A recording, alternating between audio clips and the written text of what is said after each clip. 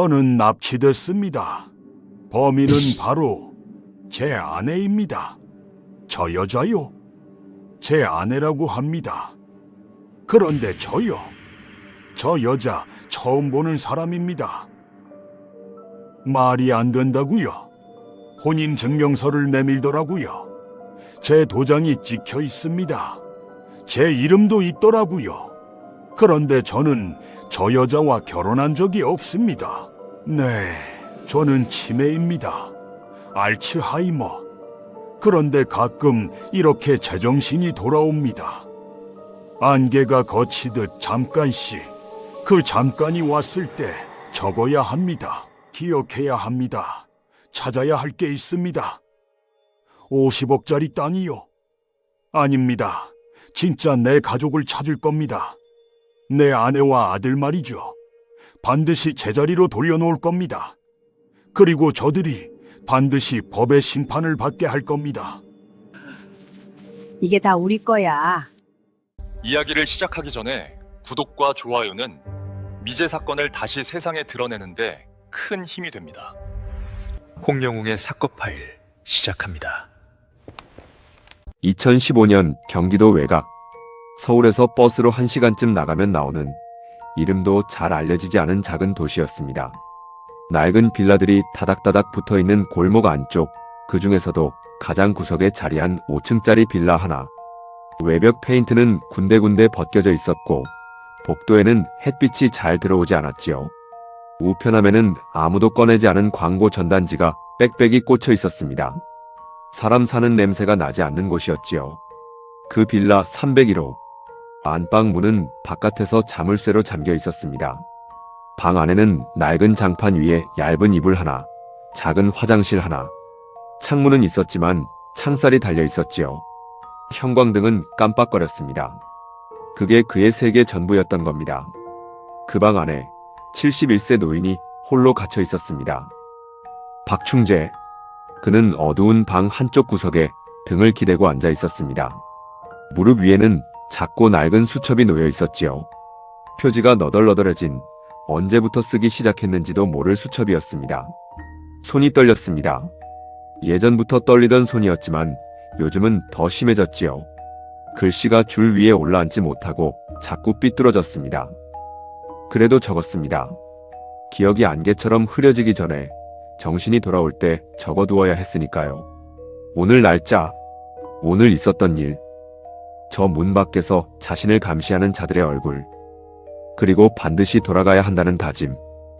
복도에서 발소리가 들리면 그는 재빨리 수첩을 이불 밑으로 밀어 넣었습니다. 심장이 쿵 내려앉았지요. 절대 들켜서는 안 됩니다. 저들이 이 수첩을 빼앗으면 자신이 여기 갇혀있다는 증거가 사라지는 겁니다. 자신이 제정신이라는 증거가 말이죠. 발소리가 지나갔습니다. 그는 천천히 숨을 내쉬었지요. 창살 너머로 바람 소리가 들렸습니다. 어디선가 아이들이 떠드는 소리도 들렸지요. 세상은 여전히 돌아가고 있었습니다. 자신만 이 방 안에 멈춰 있었지요. 그렇다면 박충재는 어떤 사람이었을까요? 왜 여기에 감금되어 있을까요? 1년 전까지만 해도 그는 서울 서초구 양재동에서 100평짜리 주차장을 운영하고 있었습니다. 처음 보는 사람이라면 누구든 노숙자라고 생각했을 겁니다. 주차장 한 귀퉁이에 박혀있는 낡은 컨테이너 안에서 먹고 자고 생활했으니까요. 여름엔 철판이 달아올라 숨이 막히고 겨울엔 냉기가 바닥부터 올라와 뼛속까지 파고드는 그 좁디 좁은 철제 상자 안에서 말이죠. 그런데 주차장 주변 상인들 사이에서는 이상한 소문이 돌았습니다. 저 노인네 알고 보면 엄청 부자라고. 양재동 100평짜리 주차장 땅도 본인 소유고 강동구 성내동에 70평짜리 땅도 갖고 있고 서울 아파트까지 자가로 갖고 있다고 말이죠. 겉은 아주 거지 노숙자인데 속은 알부자였던 거지요. 당시 시세로만 따져도 50억 원이 넘는 자산이었습니다. 멀쩡한 집 놔두고 왜 저렇게 살아? 괴짜 자산가. 그게 양재동 사람들이 박충재를 부르는 말이었습니다. 그런데 말입니다. 번듯한 집이 있는 사람이 왜 컨테이너에서 삽니까? 50억짜리 자산가가 왜 노숙자처럼 살고 있었을까요? 단순히 기이한 사람이라서였을까요? 아니었습니다. 양재동, 성내동. 땅에는 이유가 있었지요. 이 컨테이너에는 사연이 있었습니다. 그리고 그 사연이 무엇인지 알게 됐을 때 저는 한참 동안 말을 잇지 못했습니다. 그렇다면 박노인이 젊었을 때는 어땠을까요? 처음부터 이렇게 기괴한 사람이었을까요? 아니었습니다. 젊었을 때 그는 유망한 사업가였습니다. 1980년대 그는 꽤나 알아주는 무역회사를 운영했지요. 수출 붐이 일던 시절이었으니 시대를 잘 탄 셈이었습니다. 물론 박충재도 열심히 일했고 사업 수완도 아주 좋았습니다. 열심히 뛰었고 돈을 모았지요. 서울에 아파트도 마련했고 아내와 아들과 함께 윤택하게 살만한 생활을 꾸렸습니다. 부족한 것이 없었고 여유가 있었고 화목했었지요. 그리고 가족 모두 건강했습니다. 그걸로 충분했지요. 그런데 1997년이 왔습니다. 외환위기였지요. IMF 구제금융 신청 소식이 뉴스에서 흘러나오던 그해 그의 회사도 무너졌습니다. 거래처가 하나둘 쓰러졌고 받지 못한 대금이 산더미처럼 쌓였지요. 직원들 월급을 챙겨주고 나면 통장에는 아무것도 남지 않았습니다. 아니, 오히려 역으로 개인 통장에서 사업자 계좌로 돈이 들어가야 겨우 운영될 정도였습니다. 밑빠진 독에 물 붓기였습니다. 끝끝내 버텨보았지만 결국 부도가 났지요. 그는 그동안 모아놓은 많은 재산을 내놓았습니다. 차를 팔았습니다. 회사에서 돈이 될 수 있는 모든 것을 팔았지요. 모든 예금과 적금을 털었습니다. 현금화할 수 있는 거의 모든 것으로 사업체를 정리했습니다. 그러나 다행히도 워낙 많은 돈을 벌어놨었기 때문에 개인적으로는 몇몇 자산은 지킬 수 있었습니다. 그렇게 끝까지 지켜냈던 것이 두 땅이었습니다. 강동구 성내동 70평, 양재동 100평. 이 땅 두 필지만큼은 어떻게든 손에 쥐고 있었지요. 왜였을까요? 그 이유 역시 이야기의 뒷부분에 가서 드러납니다. 부도가 난 회사를 정리하고 난 후 박노인은 양재동 땅에 주차장을 만들고 컨테이너를 하나 두어 그 안에서 먹고 자기 시작했습니다. 사실 그에게는 작은 아파트는 남아 있었습니다. 들어가서 살 수 있는 집이 있었지요. 그런데도 그는 양재동 땅의 컨테이너를 택했습니다. 해가 바뀌어도 계절이 바뀌어도 그 자리를 떠나지 않았지요. 주변에서 아무리 수군거려도 꿈쩍하지 않았습니다. 그리고 그에게는 아무에게도 말하고 싶지 않은 비밀이 있었습니다. 그건 바로 그가 얻게 된 정신병이었습니다. 그것도 두 가지가 한 번에 몰려왔습니다. 조현병과 치매였지요. 치매는 서서히 그의 기억을 지워가고 있었습니다. 어제 먹은 밥이 생각나지 않고 오늘이 며칠인지 헷갈리고 낯익은 얼굴도 이따금 낯설어지는 병이었지요.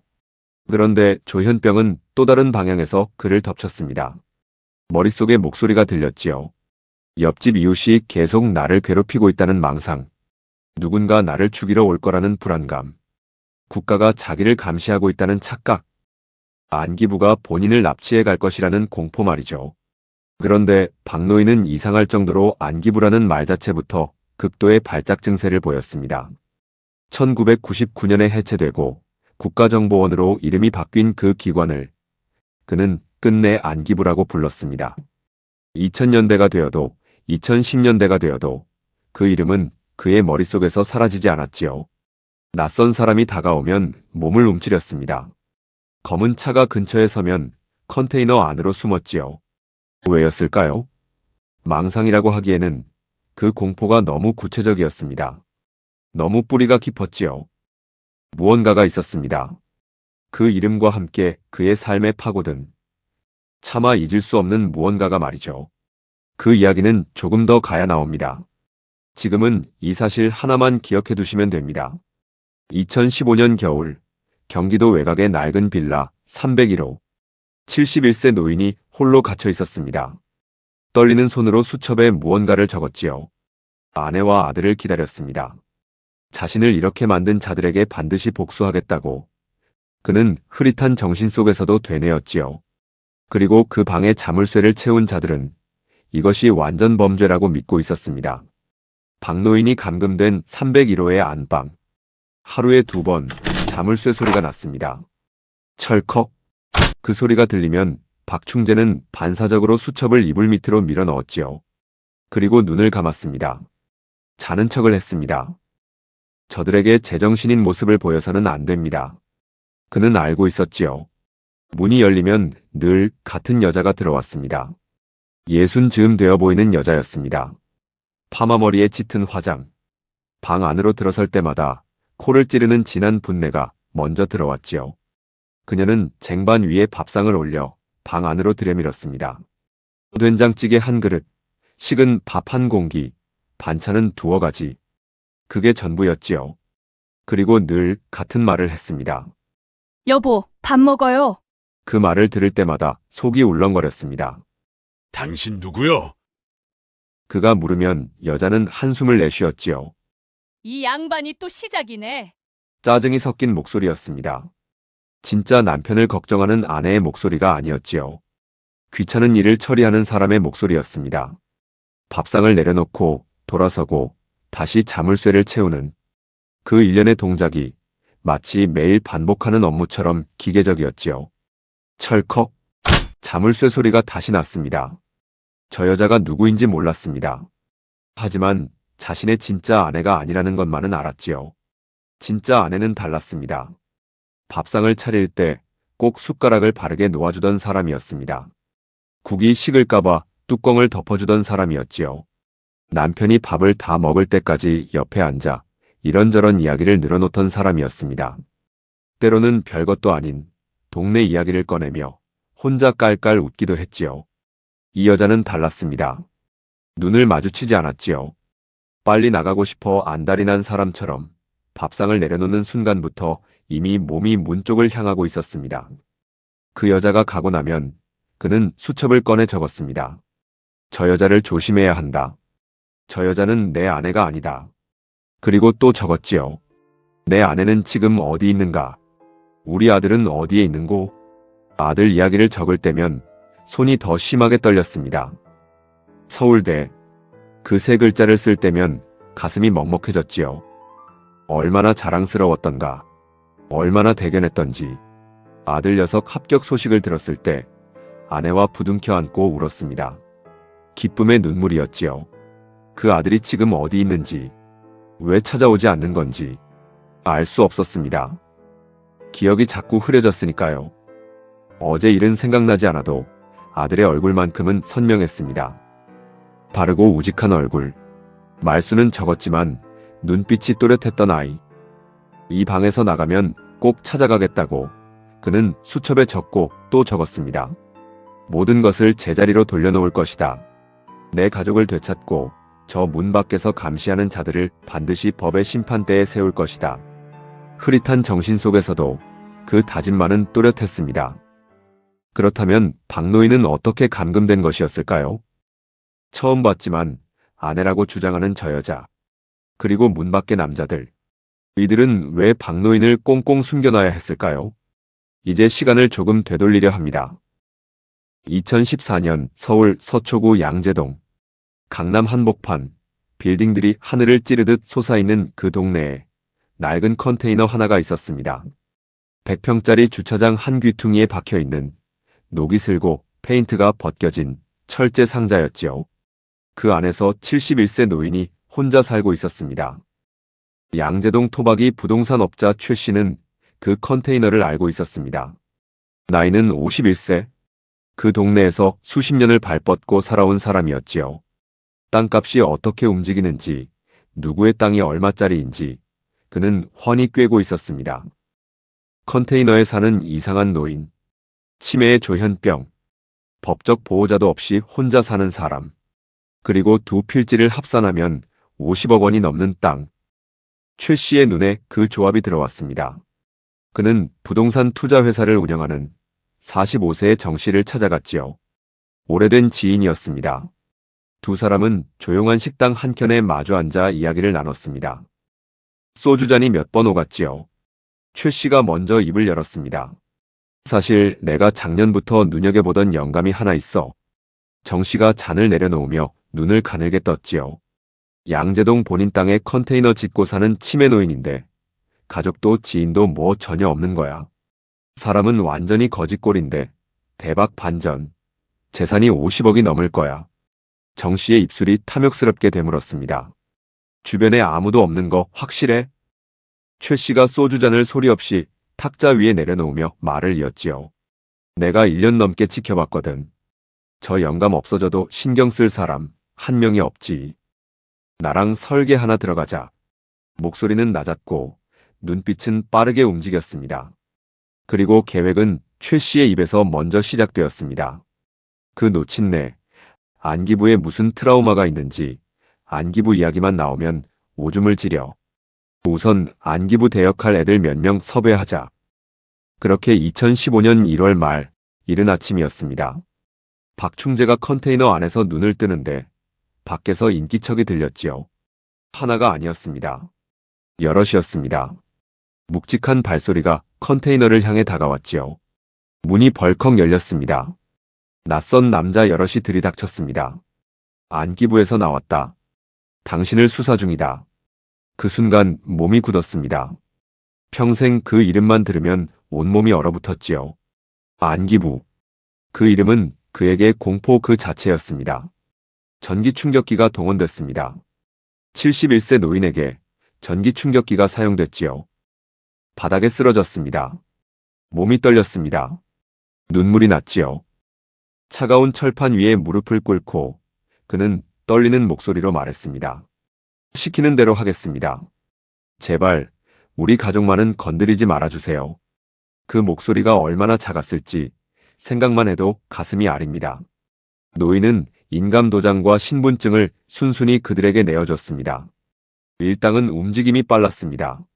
확보한 신분증과 인감도장을 손에 쥔 그들이 가장 먼저 한 일은 가짜 아내를 만드는 것이었습니다. 주범 최 씨는 그간 알고 지내던 김 씨에게 접근했지요. 61세 여성이었습니다. 형편이 넉넉지 않은 처지였지만 탐욕스러운 인물이었지요. 치매 노인과 혼인신고만 해주면 강남 빌라 한 채 드리겠습니다. 당황한 김 씨가 되물었습니다. 혼인이요?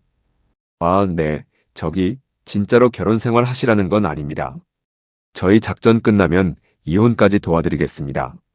김 씨는 불안했지만 절대 안전하다는 최 씨의 호언장담에 용기를 내었습니다. 더욱이 강남 빌라 한 채라는 로또 같은 유혹은 그녀의 이성을 완전히 마비시켰지요. 그렇게 넙죽 제안을 받아들였습니다. 일당은 박충재의 신분증과 인감도장을 이용해 구청에 혼인신고서를 제출했지요. 당시 행정 절차상 배우자의 신분증과 도장만 있으면 상대방이 직접 방문하지 않아도 혼인신고가 가능했습니다. 그 허점을 정확하게 파고든 것이었지요. 서류상으로 김 씨는 박충재의 아내가 됐습니다. 치매 노인의 법적 보호자는 할 수 있는 것이 많았지요. 계좌를 열어볼 수 있었습니다. 돈을 움직일 수 있었습니다. 의료 결정을 내릴 수 있었지요. 그리고 결국 재산에 손을 댈 수 있었습니다. 박충재 명의의 통장에 있던 돈이 빠져나가기 시작했지요. 다음은 땅이었습니다. 부동산 매도용 인감증명서를 발급받기 위해 일당은 또 한 번 머리를 굴렸습니다. 노인을 직접 동사무소에 데리고 가기엔 위험했지요. 대신 위임장을 활용하기로 했습니다. 위임장 서식에 박충재의 인감을 찍고 가짜 아내 김 씨의 이름을 대리인으로 적어 제출했지요. 담당 공무원은 서류상의 도장과 신분증이 일치하는 것을 확인하고 발급할 수밖에 없었습니다. 결국 땅 문서가 넘어갔습니다. 모든 서류가 갖춰졌지요. 2015년 2월 양재동 100평짜리 땅이 팔렸습니다. 4월에는 성내동 70평짜리 땅도 넘어갔지요. 노인 명의의 작은 아파트도 급매로 처분했습니다. 빠르게 팔아치워 일당이 손에 쥔 돈은 약 30억 원. 그들은 그 수익금을 나눠 가졌지요. 재산을 모두 가로챈 뒤 박충재는 그들에게 걸림돌일 뿐이었습니다. 경기도 외곽 빌라에 감금됐지요. 7개월이 넘는 시간 동안 자물쇠 채운 방 한 칸에 갇혀 있었습니다. 하지만 그것조차 일당에게는 귀찮고 번거로운 일이었지요. 가짜 아내 김 씨는 법적 배우자 자격으로 박충재를 전북의 한 정신병원에 강제 입원시켰습니다. 당시 정신건강복지법에 따르면 보호의무자 2인의 동의가 있으면 본인 의사와 상관없이 강제 입원이 가능했지요.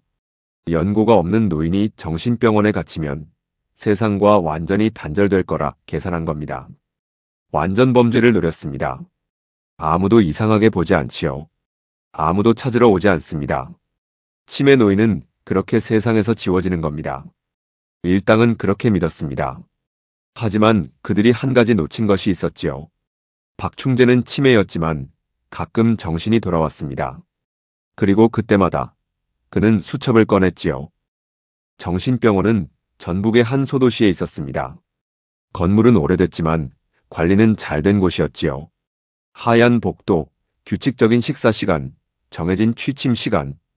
박충재에게는 그나마 빌라 301호보다 나은 환경이었습니다. 자물쇠로 방문을 잠그지는 않았으니까요. 하지만 나갈 수는 없었습니다. 법적 보호자인 김 씨가 외출을 통제했지요. 면회도 제한했습니다. 찾아오는 사람은 아무도 없었지요. 아내도, 아들도. 그는 병동 창가에 앉아 바깥을 내다보는 날이 많았습니다. 계절이 바뀌었지요. 나뭇잎이 지고 눈이 내리고 봄이 왔습니다. 그래도 아무도 오지 않았지요.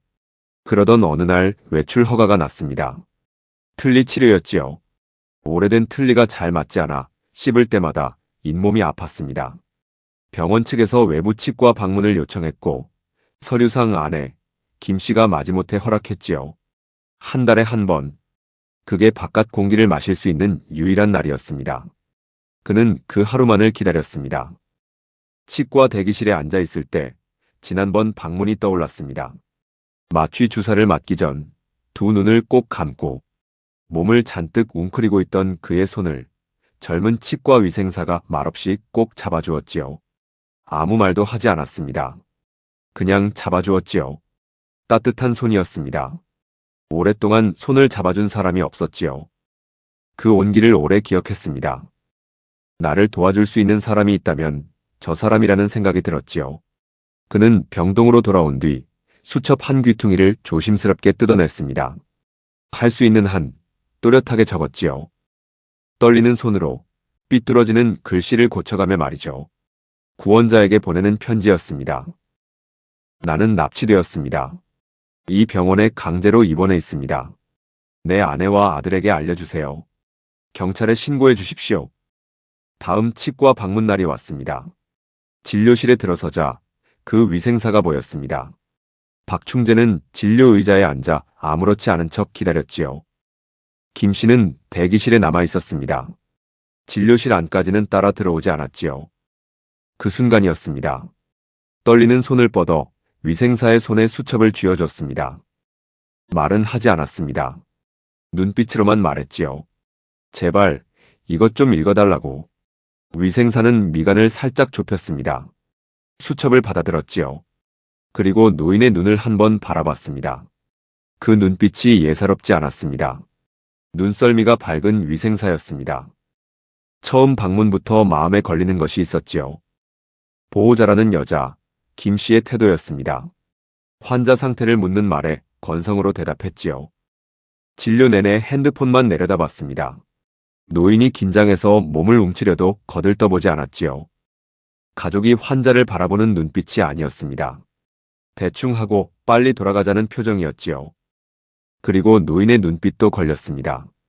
치매 환자라고 했는데 그 눈이 너무 또렷했지요. 무언가를 간절히 전하려는 사람의 눈이었습니다. 위생사는 진료가 끝난 뒤 탕비실로 들어가 수첩을 펼쳤습니다. 떨리는 손으로 쓴 글씨였지요. 삐뚤삐뚤하지만 읽을 수 있었습니다. 납치되었다는 글자들을 보고 숨이 멎는 것 같았습니다.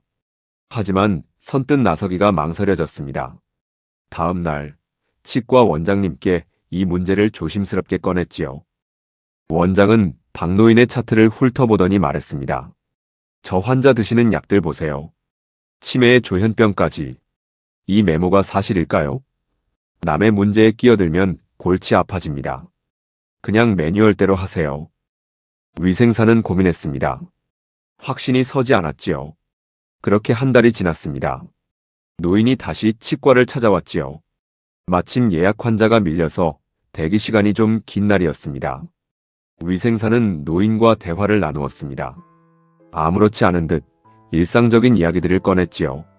가족은 있는지, 원래 어디 사셨는지, 좋아하시는 음식은 뭔지. 노인은 천천히 입을 열었습니다. 말이 느렸지만 또렷했지요. 아들 이야기를 꺼낼 때 눈빛이 달라졌습니다. 서울대 다니는 아들이라고 했지요. 자랑스럽다고 했습니다. 만나고 싶다고 했지요. 그 순간 위생사의 눈에 눈물이 차올랐습니다. 돌아가신 아버지 생각이 났지요. 말년에 치매가 오셨던 아버지. 그래도 자식 이야기만 나오면 눈빛이 살아나시던 아버지. 저 노인도 누군가의 아버지였습니다. 그날 저녁 위생사는 용기를 내서 경찰에 신고했습니다. 경찰은 수첩을 단서로 은밀하게 움직였습니다. 허위 혼인신고 사실이 확인됐지요. 토지 매각 기록이 나왔습니다. 30억 원의 자금 흐름이 추적됐지요. 수사관들은 조용히 그러나 빠르게 그물을 좁혀갔습니다. 법적 보호자가 정신병원을 6개월에 한 번 방문해야 하는 날, 가짜 아내 김씨가 검거됐습니다. 이미 내부 갈등이 극에 달해 있던 일당은 하나씩 굴비처럼 엮여 잡혔지요. 수사 결과는 허탈했습니다. 30억 원을 손에 쥔 이들이 어떻게 됐는가 하면 부동산 재투자에 실패해 상당 부분을 날렸지요. 나머지는 강원랜드에서 탕진했습니다. 빌라를 사주겠다는 약속을 지키지 않아 서로 폭행이 오갔고, 투자 실패를 두고 서로 책임을 미루며 내부에서 이미 무너지고 있었지요. 경찰이 잡기도 전에 그들은 이미 스스로 침몰하고 있었던 겁니다. 주범 최 씨와 정 씨, 그리고 가짜 아내 김 씨는 법정에 섰습니다. 저마다 상대방 탓을 했지요. 하지만 법은 그 손가락들을 하나씩 접었습니다. 그들 모두에게 가능한 수준에서 가장 무거운 형량이 내려졌지요. 재산은 압류됐고 가족들마저 등을 돌렸습니다. 욕심이 만들어낸 결말이었습니다. 경찰은 박충재를 정신병원에서 나오게 했습니다. 병원 로비에서 퇴원 수속을 밟는 동안 그는 계속 같은 말을 했지요. 우리 집에 가야 합니다. 아내가 기다리고 있어요. 아들도요. 경찰관은 아무 말도 하지 못했습니다. 그냥 고개를 끄덕이고 차에 태웠지요. 마지막 거주지로 기록된 아파트로 향했습니다. 서울의 오래된 아파트였지요. 현관 벨을 눌렀습니다. 잠시 후 30대 젊은 남자가 문을 열었지요. 박충재는 그 남자를 보는 순간 부둥켜 안았습니다. 두 팔로 꼭 끌어안으며 흐느꼈지요.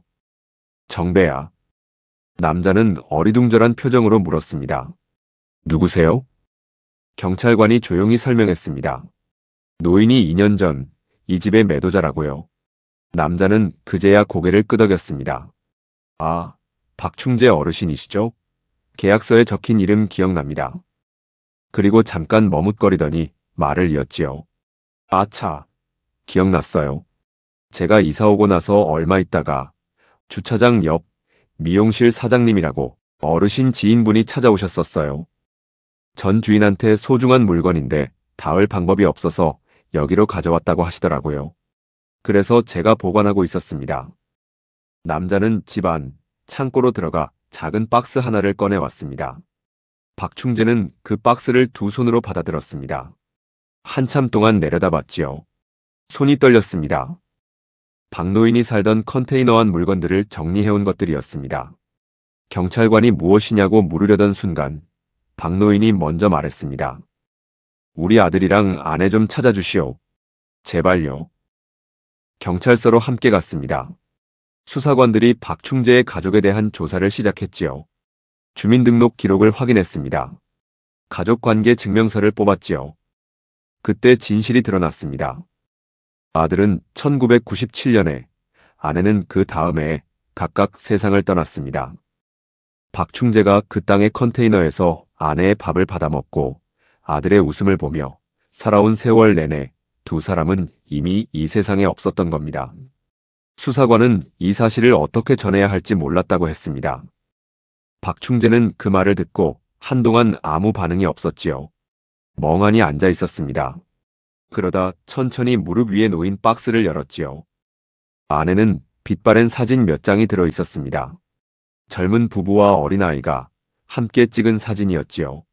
그리고 작은 수첩 하나, 낡고 다른 누군가 오래 쥐고 다닌 흔적이 역력한 수첩이었습니다. 그는 사진을 한 장씩 꺼내 들었습니다. 아무 말도 하지 않았지요. 그저 오래 들여다봤습니다. 그리고 옛날 수첩들을 꺼내 열어 읽어보았습니다. 박노인이 옛날부터 쓰고 소중히 간직해왔던 일기 같은 것들이었지요. 1997년, 그 해부터였습니다. 박충재에게 모든 것을 앗아가기 시작했습니다. 회사가 무너지고 아들이 죽고 아내마저 잃었지요. 세 개의 무게가 한꺼번에 그를 덮쳤습니다. 먼저 아들 이야기를 해야겠습니다. 박충재의 아들 박정배. 1997년 당시 23이었습니다. 서울대학교에 다니고 있었지요. 아버지가 평생 가장 자랑스럽게 여기던 아들이었습니다. 가방끈이 짧았던 부모 밑에서 태어나 서울대 합격증을 손에 든 아이. 그 합격 소식을 들었을 때 박충재 부부는 부둥켜 안고 울었다고 합니다. 기쁨과 안도가 뒤섞인 눈물이었지요. 그런데 정배는 대학에 들어간 뒤 달라졌습니다. 당시는 민주화 운동이 거세게 일던 시절이었지요. 군사정권 비판을 외치는 대학생들이 거리로 쏟아져 나오던 때였습니다. 정배는 한총련 조직에서 활동하기 시작했지요. 민주주의를 외쳤습니다. 국가보안법에 맞섰지요. 부모는 걱정됐습니다. 그러나 막을 수가 없었지요. 정배의 눈빛은 언제나 또렷했으니까요. 옳다고 믿는 것을 향해 걸어가는 아이였습니다. 그 눈빛이 결국 그를 위험한 곳으로 데려갔지요. 한총련에서도 꽤나 중요한 자리를 맡게 되었습니다. 1997년 9월 경찰은 첩보를 받았습니다. 박정배가 관악구 신림동의 한 오피스텔에 숨어 있다는 내용이었지요. 첩보를 흘린 건 그의 학교 후배였습니다.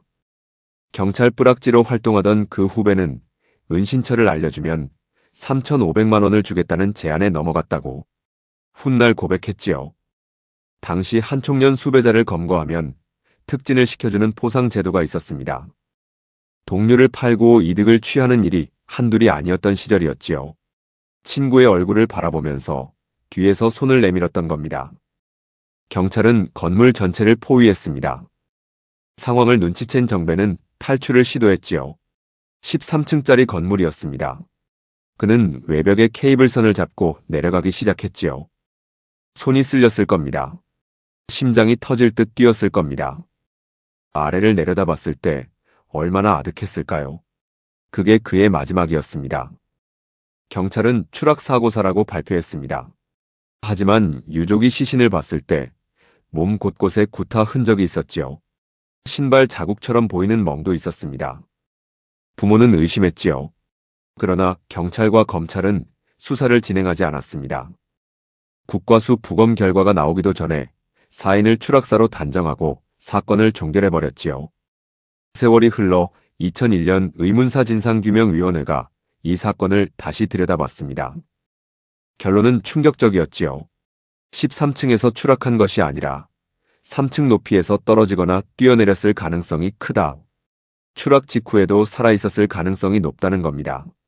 실제로 케이블 복구 기사가 증언했지요. 3층 높이 벽면에 발자국이 찍혀 있었다고. 그렇다면 추락 이후 경찰에게 붙잡혀 폭행을 당했을 가능성이 충분히 있다는 이야기였습니다. 부검 기록에서 직접 사인으로 기록된 우심방 파열은 추락으로도 폭행으로도 생길 수 있는 손상이었지요. 의문사위는 해당 경찰을 고발했습니다. 하지만 법원은 명백한 증거가 없다며 무혐의로 종결했지요. 재정 신청도 기각됐습니다. 박정배의 죽음은 그렇게 세상의 의문사 목록에 이름을 올렸고 사건은 묻혔지요. 23이었습니다. 인생에서 꽃 한 번 활짝 피어보지 못한 어린 나이였지요. 하지만 아들을 잃은 박충재 부부는 무너지지 않았습니다. 아니, 무너질 수 없었습니다. 만사를 제쳐놓고 아들의 죽음을 파헤치는 데 매달렸지요. 국회 앞 422일간의 농성에도 동참했습니다. 안기부의 회유도 거절했지요. 아들 이야기를 묻으라는 압박에도 굴하지 않았습니다. 손에 피켓을 들고 겨울거리에 서고 또 섰지요. 아들의 억울함을 풀어주는 것이 부모로서 마지막으로 해줄 수 있는 일이었으니까요. 그러던 어느 밤이었습니다. 1인 시위를 마치고 혼자 귀가하던 아내가 뺑소니 차량에 치였습니다. 가로등 불빛 아래 혼자서 그 자리에서 숨졌지요. 운전자는 끝내 잡히지 않았습니다. 차량도 번호판도 아무것도 남지 않았지요. 안기부에 대한 의심은 있었지만 물증은 없었습니다. 그렇게 아내의 죽음도 미제로 남았지요. 박충재는 그 시기에 아들도 아내도 모두 잃었습니다. 그는 전 우주를 잃은 것이었습니다. 하지만 아버지는 멈출 수 없었습니다. 진실을 찾아야 했습니다. 홀로 남은 박충재는 그럼에도 싸웠습니다. 아들의 진실을 밝히기 위해 계속 목소리를 냈지요. 아내를 잃은 슬픔을 안으로 눌러담고 피켓을 들었습니다. 서명운동을 했지요. 관련 단체의 문을 두드렸습니다. 나이가 들수록 몸은 무거워졌지만 그 발걸음만은 멈추지 않았지요. 혼자였습니다. 언제나 혼자였습니다. 집에 돌아오면 아무도 없었지요. 밥을 차려줄 사람도 오늘 어땠냐고 물어봐줄 사람도 없었습니다. 아들이 쓰던 방 문을 열었다가 그냥 다시 닫는 날이 많았지요. 아내가 두고 간 물건들을 치우지 못했습니다. 치우면 정말로 끝나는 것 같아서였지요. 그래도 싸웠습니다. 2004년 2월 아버지는 세월의 무게를 견디지 못한 채 야위어 버렸고 머리칼 위엔 차마 다 하지 못한 말들이 하얀 눈처럼 쌓여 있었습니다. 아버지의 외로웠던 싸움은 빛을 내기 시작했습니다. 국무총리 산하 민주화운동 관련자 보상 및 심의위원회가 결정을 내렸습니다. 박정배의 생전 활동을 민주화운동으로 공식 인정한다는 내용이었지요. 아들이 죽은 지 7년이 지난 뒤였습니다. 7년 동안 처절하게 외로웠던 싸움이었습니다. 박충재는 그 소식을 혼자 들었습니다. 함께 기뻐해줄 아내도 없었고 함께 울어줄 아들도 없었지요. 그는 그 명예로운 서류를 받아들고 아들과 아내의 묘소로 갔습니다. 봄날이었습니다. 햇빛이 따뜻하게 내려앉는 날이었지요. 비석 2개가 나란히 서 있었습니다. 아들 곁에 아내가 있었지요. 아내 곁에 아들이 있었습니다. 그는 비석 앞에 오래 앉아 있었습니다. 서류를 내밀었지요. 마치 두 사람이 읽을 수 있기라도 한 것처럼 말이죠. 정배야, 이제 나라에서 인정해줬다. 엄마도 봐. 우리 아들 인정받았어. 말 한마디 없이 그저 울었습니다. 얼마나 울었는지 본인도 몰랐을 겁니다. 그리고 그 자리에서 깜빡 잠이 들었습니다. 아내 죽음에 대한 답을 아직 찾지도 못했는데 말이죠. 눈을 떴을 때 무언가가 조용히 부서져 있었습니다. 조현병과 치매였습니다. 의사들은 정신적 외상이 오랜 시간 누적되어 발현된 것으로 봤지요. 아들의 죽음, 아내의 죽음, 그리고 7년간의 외로운 싸움. 그 모든 것이 한꺼번에 그의 정신에 균열을 냈습니다. 그런데 이상한 일이 벌어졌지요. 그의 머릿속에서 기억이 재배열되었습니다. 아들과 아내가 죽었다는 사실이 지워졌지요. 대신 그들이 살아있는 세계가 만들어졌습니다. 컨테이너 안에서 아내가 밥을 차려주고 아들이 웃고 있었지요. 망상이었습니다. 하지만 그에게는 세상에서 가장 따뜻한 현실이었지요. 아버지로서, 남편으로서 살고자 하는 생존 본능이 스스로 끔찍한 과거 기억을 지운 것 같습니다. 그리고 죽은 아들과 아내가 박노인을 기다리는 곳. 바로 주차장 컨테이너였지요. 그제야 모든 것이 이해됩니다. 왜 그가 멀쩡한 집을 두고 그 땅의 컨테이너를 떠나지 못했는지를. 그 두 필지의 땅은 처음부터 팔기 위한 것이 아니었지요. 아들이 대학을 졸업하면 양재동 땅에 집을 지어 셋이 함께 살겠다던 꿈이었습니다. 아내와 함께 설계도를 그리고 아들과 함께 마당을 밟겠다던 약속이었지요. 그리고 아들이 장가가면 성내동 땅에 신혼집을 지어주겠다는 계획도 있었습니다. 부도가 나고 아들이 죽고 아내마저 떠난 뒤에도 그는 그 땅에 남았습니다. 떠나면 그 꿈도 끝나는 것 같아서 말이죠. 그 땅에 서 있는 한 아직 기다리는 사람이 있는 것 같아서. 그 땅을 지킨 건 집착이 아니었습니다. 기다림이었지요. 시간은 증거를 감추지만 동시에 진실을 드러냅니다. 박충재의 삶도 그랬습니다. 세상은 그의 슬픔을 기이함으로 불렀지요. 하지만 진실을 알고 나면 그 컨테이너 안에 노인이 달리 보입니다. 그는 미친 게 아니었습니다. 그는 기다리고 있었던 겁니다. 한편 박노인의 마지막 소망마저 잔인하게 짓밟은 사기꾼 일당에게는 결국 법의 엄중한 심판이 내려졌습니다. 법정은 차가운 곳입니다. 최 씨와 정 씨, 그리고 가짜 아내 김 씨는 피고인석에 나란히 앉았습니다. 저마다 고개를 숙이고 있었지요. 하지만 공판이 거듭될수록 그들의 태도는 달라졌습니다. 최 씨는 정 씨가 주도했다고 했습니다. 정 씨는 최 씨가 먼저 제안했다고 했지요. 김 씨는 자신은 그저 시키는 대로 했을 뿐이라고 했습니다. 서로를 가리키는 손가락들. 하지만 법은 그 손가락들을 하나씩 접었습니다. 치매 노인에게 허위 혼인 신고를 하고 재산을 빼앗은 죄, 전기 충격기로 폭행한 죄, 감금한 죄, 정신병원에 강제 입원시킨 죄. 그들의 범죄 하나하나가 모두 법정에서 낱낱이 밝혀졌지요. 최 씨와 정 씨, 김 씨는 각각 중형을 선고받았습니다. 재산은 압류됐지요. 범행으로 벌어들인 돈은 많이 사라진 뒤였지만 그들에게 남아있던 것들은 모조리 압수당하였습니다. 가족들도 등을 돌렸습니다. 자식들이 면회를 오지 않았지요. 배우자들도 연락을 끊었습니다. 욕심으로 시작한 일이 결국 가진 것 모두를 앗아간 셈이었지요. 그들이 가장 경계했던 건 노인의 재산이었지만 그들이 잃은 건 훨씬 더 많은 것이었습니다. 경찰은 박충재의 법적 보호자를 지방자치단체로 전원했습니다. 그리고 다시 정신병원 입원 조치가 이루어졌지요. 하지만 이번에는 달랐습니다. 가두기 위한 입원이 아니라 돌보기 위한 입원이었지요. 잠을 쇠도 없었습니다. 감시하는 눈빛도 없었지요. 담당 의사는 박충재가 처음 들어오던 날을 기억한다고 했습니다.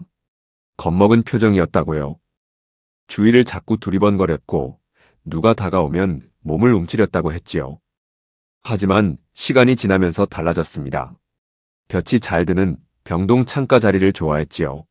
오후 햇살이 비스듬히 들어오는 그 자리에 앉아 그는 매일 수첩을 꺼냈습니다. 들킬 것을 두려워하지 않아도 되는 수첩을 말이죠. 누가 빼앗으러 오지 않는다는 걸 이제는 몸이 알고 있었지요. 그리고 천천히 떨리는 손으로 편지를 썼습니다. 아들에게 쓰는 편지였습니다. 그의 세계 안에서 정배는 살아있었습니다. 서울대에 다니고 있었지요. 오늘도 수업을 들었을 겁니다. 밥은 잘 먹었는지, 감기는 걸리지 않았는지. 아버지는 아들이 걱정됐습니다. 정배야, 우리 아들 아침은 먹었니? 아빠다. 오늘 날씨가 많이 쌀쌀하더라. 옷 따뜻하게 입고 다니고 있지? 아빠는 괜찮다. 엄마가 오늘 아침에도 밥 챙겨줬어. 걱정 마라. 그런데 정배야, 오늘 엄마가 마당 한쪽에 쪼그리고 앉아서 한참을 들여다보더라. 가보니까 땅 모퉁이에 민들레 하나가 피어 있는 거야. 엄마가 그걸 보면서 소녀처럼 웃더라. 오래간만에 보는 웃음이었어. 네가 옆에서 봤으면 좋았을 텐데 싶었다. 정배야, 이 땅 말이야. 아빠 아직 갖고 있어. 아무한테도 안 팔 거야. 여기다 우리 집 짓기로 했잖니. 우리 아들 방은 햇빛 잘 드는 남향으로 만들어줄게. 엄마는 마당에 꽃밭 만들고 싶다고 했고 아빠는 텃밭 한 귀퉁이에 상추, 고추, 깻잎 심어볼 거야. 그걸로 저녁에 삼겹살 구워서 쌈 싸먹으면 얼마나 건강하겠니? 그거면 아빠는 충분해. 네가 태어나던 날 아빠가 말한 거 기억나니?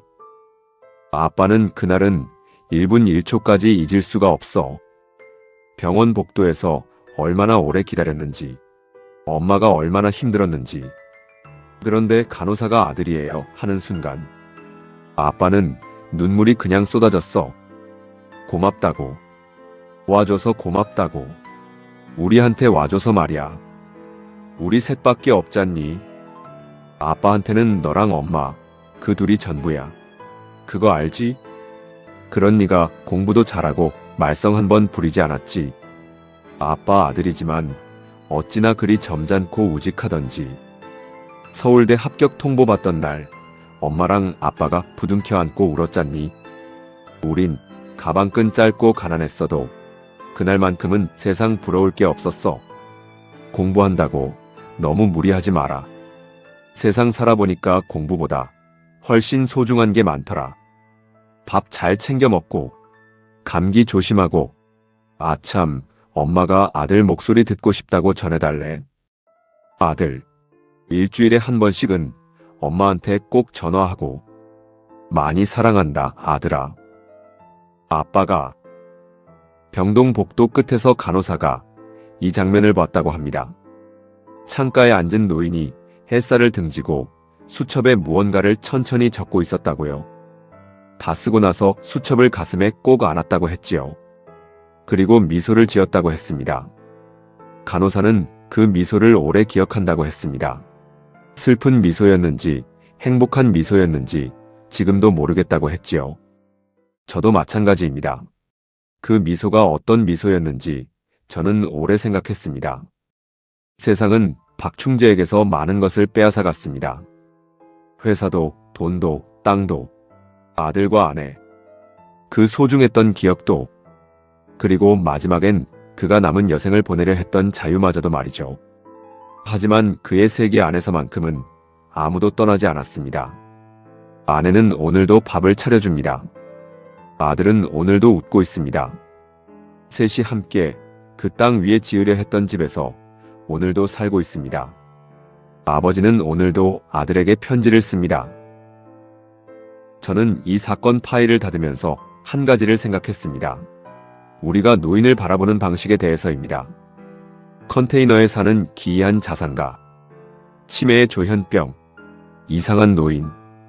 사람들은 그렇게 불렀지요. 하지만 그 노인의 이면에는 아들을 잃고 아내를 잃고 홀로 수십 년을 버텨온 한 아버지가 있었습니다. 아무도 그 슬픔을 들여다보지 않았지요. 아무도 그 컨테이너 안에 무엇이 있는지 묻지 않았습니다. 그리고 그 무관심이 범인들에게 기회를 줬지요. 이 이야기가 단순한 범죄 이야기가 아닌 이유가 거기 있습니다. 박충재의 이야기는 우리 주변의 어르신들을 어떻게 바라보고 있는가에 대한 이야기이기도 합니다. 그리고 저는 이 사건을 파고들면서 처음으로 접한 단어가 있었습니다. 치매머니. 금융기관과 법조계 일부에서 조용히 통용되는 말이라고 합니다. 치매 환자의 재산을 노리는 범죄에서 흘러다니는 돈. 그 돈에 붙은 이름이지요. 박충재의 사건은 특별한 게 아니었습니다. 가족인 척, 지인인 척, 보호자인 척, 접근 방식은 달라도 목적은 하나입니다. 기억이 흐릿한 사람의 인감도장을 손에 넣는 것. 그리고 법의 빈틈을 파고드는 것이죠. 치매는 병입니다. 하지만 누군가에게는 기회이기도 했지요. 최 씨가 박충재를 처음 눈여겨봤을 때 그 눈에 들어온 건 노인이 아니었습니다. 50억짜리 땅과 그 땅을 지키지 못할 사람이었지요. 그것이 가장 무서운 현실입니다. 그렇다면 우리는 또는 우리 주변의 어르신들은 어떻게 이런 범죄의 표적이 되지 않을 수 있을까요? 방법이 없는 건 아닙니다. 첫 번째는 성년 후견 제도입니다. 판단 능력이 흐려지기 전에 믿을 수 있는 가족이나 지인을 법원에 후견인으로 등록해두는 제도지요. 후견인이 지정되면 제3자가 함부로 재산에 손을 댈 수 없습니다. 박충재에게 이 제도가 있었다면 최 씨 일당은 처음부터 접근조차 쉽지 않았을 겁니다. 두 번째는 금융거래 안전장치입니다. 은행에 고령자 지정 알림 서비스를 신청해두면 본인 계좌에서 일정 금액 이상이 인출되거나 이상 거래가 발생했을 때 가족에게 문자가 갑니다. 또한 인감증명서와 위임장의 발급 이력은 주기적으로 확인하는 것이 좋습니다. 박충재의 경우 아무도 그의 통장과 인감을 들여다보는 사람이 없었습니다. 그 무관심이 범인들에게 시간을 줬지요. 세 번째는 고립을 막는 것입니다. 이 사건에서 범인들이 가장 먼저 확인한 건 재산이 아니었습니다. 이 사람 주변에 아무도 없다는 사실이었지요. 박충재가 지역복지관에 등록되어 있었거나 정기적으로 방문하는 사회복지사가 한 명이라도 있었다면 상황은 달랐을 겁니다. 고립된 노인은 범죄의 표적이 되기 쉽습니다. 가족이 없다면 지역사회가 그 자리를 채워야 합니다. 마지막으로 혼인신고 사전동의 제도입니다. 현재 대한민국에서는 본인이 직접 방문하지 않아도 대리 혼인신고가 가능합니다. 이 허점은 박충재 사건에서도 그대로 악용됐지요. 일부 지자체에서는 혼인신고 시 본인 확인 절차를 강화하는 방향으로 움직이고 있지만 아직 전국적으로 통일된 기준이 없습니다. 제도에 빈틈이 남아있는 한 이런 범죄는 형태만 바꿔 반복될 겁니다. 치매는 개인의 문제가 아닙니다. 우리 모두의 문제입니다. 지금 이 순간에도 어딘가의 컨테이너 안에서, 어딘가의 좁은 방 안에서 아무도 모르게 지워지고 있는 노인이 있을지 모릅니다. 그 사람의 이름을 기억하는 사람이 단 한 명이라도 있다면 그 사람에게 오늘 안부를 물어봐 주세요. 그것이 시작입니다. 홍영웅의 사건 파일. 많은 분들의 사랑에 진심으로 감사드립니다. 댓글 하나하나 빠짐없이 읽고 있습니다. 여러분이 남겨주신 한 줄 한 줄에 가끔은 가슴이 먹먹해지기도 하고 더 잘해야겠다는 마음을 새로 다잡기도 합니다. 거창한 말씀 아니어도 됩니다. 그냥 오늘 어떠셨는지 떠오르는 생각 한 조각이어도 좋습니다. 여러분의 이야기가 저에겐 큰 힘이 됩니다. 홍영웅의 사건 파일, 오늘은 여기서 마무리하겠습니다. 끝까지 함께 해주신 여러분, 정말 감사합니다.